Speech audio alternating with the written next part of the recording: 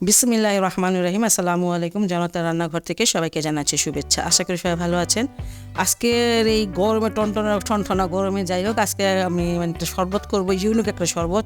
হয়তো এটা অনেকে খেয়েছেন, অনেকে খান নাই, বেশিরভাগ মানুষই খান নাই। যাই হোক, এখন তালের সিজন, কাঁচা তাল পাওয়া যাচ্ছে যথেষ্ট। এখানে আমি 3টা তালের কোষ নিয়েছি, আঠি বলে বা কোষ বলে, যাই হোক এটা নিয়েছি। এগুলো ছিলে নিতে হয়, এরকম থাকে, এটা ছিলে এইভাবে নিতে হয়। এটা দেখানোর কিচ্ছু নাই। তারপর হয়তো অনেকে জানেন না যে এটার উপর একটা আবরণ থাকে, এই যে এই আবরণটা কি পরিষ্কার করে নিতে হবে। একদমই ইউনিক একটা শরবত।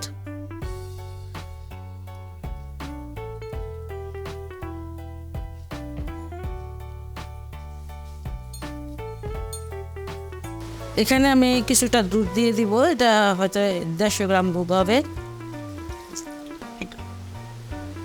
2 গ্লাস করব শরবতটা। আর এখানে পানি, ঠান্ডা পানিটা দিয়ে দিলাম, সেটা হয়তো বা 200 গ্রাম হবে।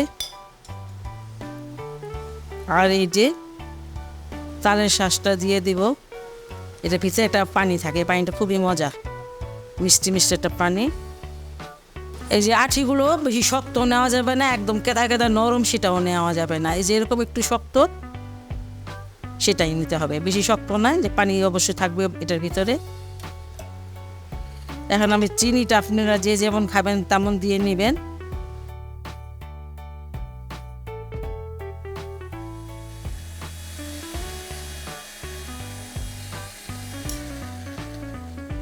দুইটা আমি ব্লেন্ড করে নিয়েছি, 2টা কোষ আর কি।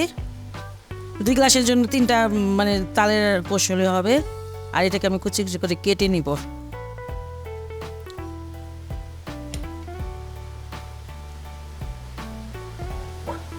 তা দেখতেও ভালো লাগে, খেতে অনেক ভালো লাগে। আপনারা একবার একটু বানিয়ে খেয়ে দেখবেন যে কতটা ভালো লাগে। বরফ দিয়ে নিচ্ছি, আপনারা বরফ কুচিটাও দিতে পারেন।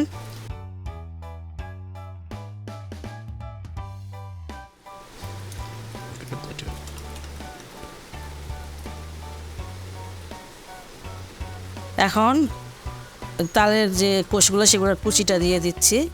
দেখেন মাশাআল্লাহ, দেখতে যেমন সুন্দর লাগতেছে, এটা খেতে অসাধারণ। আপনারা একবার বানিয়ে খেয়ে দেখবেন যে এই গরমের মধ্যে এটা কতটা ঠান্ডা আর কতটা শান্তি লাগে খেয়ে। যাই হোক, ভালো থাকুন, সুস্থ থাকুন, নিরাপদে থাকুন।